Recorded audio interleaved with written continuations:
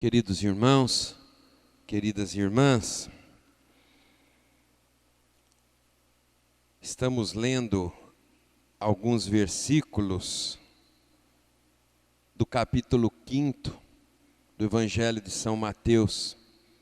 Está na sequência das bem-aventuranças.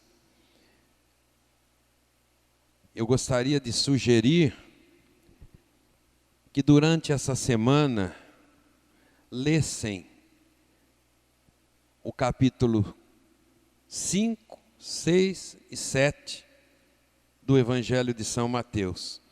Uma leitura vagarosa, meditativa.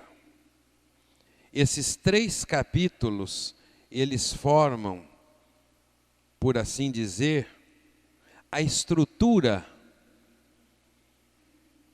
do reino dos céus. Os pontos principais do reino de Deus estão contidos nesses 3 capítulos. Como uma construção que vai se elevando, às vezes a gente enxerga um prédio que tem só o esqueleto do prédio. Assim são esses 3 capítulos, um esqueleto de um prédio, de um edifício, de um reino. Um reino que diz para nós praticamente o contrário daquilo que a gente enxerga. O contrário daquilo que talvez a gente até mesmo tenha aprendido. Daquilo que é este mundo, que não é o reino de Deus. Os valores são outros. Quando Pilatos perguntou a Jesus: "Você é rei?" Ele respondeu: "Eu sou, mas não deste mundo." Não desses valores pequenos, baixos, de sarjeta, de enxurrada. Não deste reino. Então o texto do Evangelho diz para nós, dentre tantas coisas, não é? Vós ouvistes o que foi dito aos antigos: não matarás. Quem matar será condenado pelo tribunal. Eu, porém, vos digo: todo aquele que se encoleriza com seu irmão será réu em juízo. E se vocês fizerem uma leitura atenta, vocês vão ver, aquele que disser para o seu irmão patife, tolo, será réu em juízo. Quem de nós que chama alguém de patife ou de tolo? Se eu falar daquilo que a gente chama, o outro, não vai dar muito certo. Sempre quando a gente não gosta de alguém, a gente elogia a genitora dele, não é? Não é verdade? Filho da mãe, não é? E se encolerizar, o que é encolerizar? Ficar com raiva. Aliás, cólera é doença de cachorro, né? Hoje tem vacina. Mas é doença de cachorro. Cachorro transmite cólera. Quem se encoleriza com o seu irmão. A gente assiste noticiário, é matança que a gente percebe, não é verdade? Pai mata filho, filho mata pai. Outro dia um camarada, eu vi no noticiário, ele pediu dinheiro para a mãe, pediu dinheiro para a avó para comprar droga. Elas não tinham, ou se tinham, disseram que não ia dar, ele matou as duas. Agora a palavra de Deus, o reino de Deus diz que a gente não pode nem ficar com raiva do irmão. Foi dito aos antigos,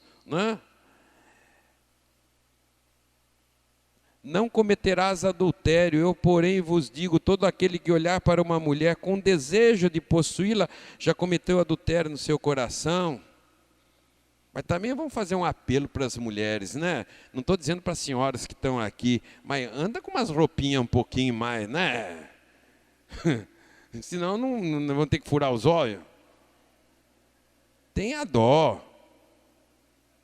A gente não quer ser mais puro que a pureza, não é verdade? Mas as coisas precisariam ter limite. Precisariam ter limite. A gente fala assim às vezes meio que brincando, mas o assunto é sério. Olha como que nós devemos nos policiar. Como que nós devemos estar atentos com a gente mesmo.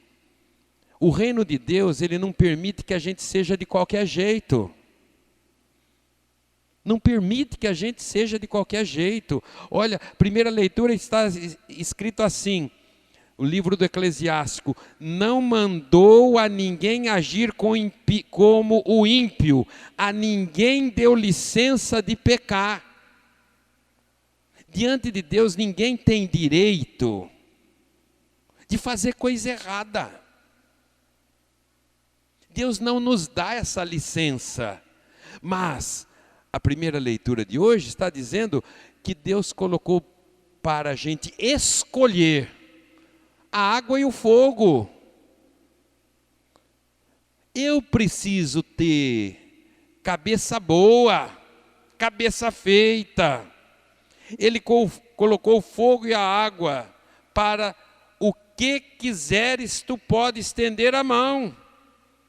Diante do homem estão a vida e a morte, o bem e o mal. Ele receberá aquilo que preferir. Essa semana, queridos irmãos, queridas irmãs, vamos pedir muito as luzes do Espírito Santo, para que a gente não faça escolha errada, escolha mal feita, escolha com que faça depois eu tenha que voltar tudo atrás, passar vergonha, pedir desculpa, pedir perdão. Não que pedir desculpa, pedir perdão seja vergonha, mas eu não preciso passar por isso. Eu preciso meditar a palavra de Deus. A segunda leitura vai dizer, não é, que a justiça, as coisas dos homens são diferentes das coisas de Deus. No fim das contas, as três leituras, elas vão para o mesmo ponto. O reino de Deus funciona do jeito, o que a gente vive é de outro, mas nós não podemos entrar na onda. Um dia, um agricultor plantou trigo, veio à noite o inimigo plantou joio.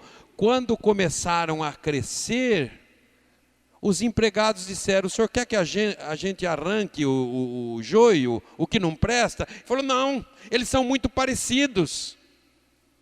Eles vão ser diferentes lá longe, depois do tempo passar. Deixe que cresçam juntos. Mas você, eu, nós que somos trigo, o joio não pode me contaminar. O joio não pode tomar conta da minha vida. Se possível, eu que tenho que viver de tal maneira que eu converta algum joio, e não o contrário. Saber escolher. Não é porque está na moda, não é porque todo mundo faz, não é porque a televisão ensina. Não. Tem coisas que a gente nem deve prestar atenção. Nem deve prestar atenção. E é um exercício que todos nós, ninguém está livre, ninguém está dispensado, devemos fazer. O exercício da escolha correta. Diante de nós está o caminho do bem e o caminho do mal. É a palavra de Deus que diz: não jurarás falso. Eu, porém, vos digo, não jureis de modo algum. O seu sim é sim, o seu não é não. Lembram-se antigamente, né? As histórias que nos chegam, que a palavra do meu avô era empenhada com um fio de bigode. Não era assim que falavam os antigos? Ou seja, falou é aquilo, não volta atrás, não desmente, não mente. Queridos irmãos, queridas irmãs, essa semana é da escolha. Essa semana é da escolha. meditemos a palavra de Deus, as 3 leituras de hoje.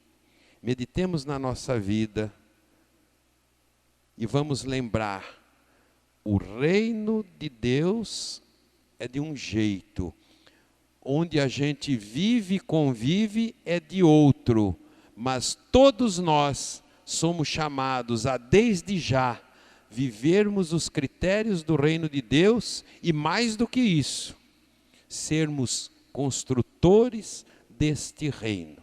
Assim seja.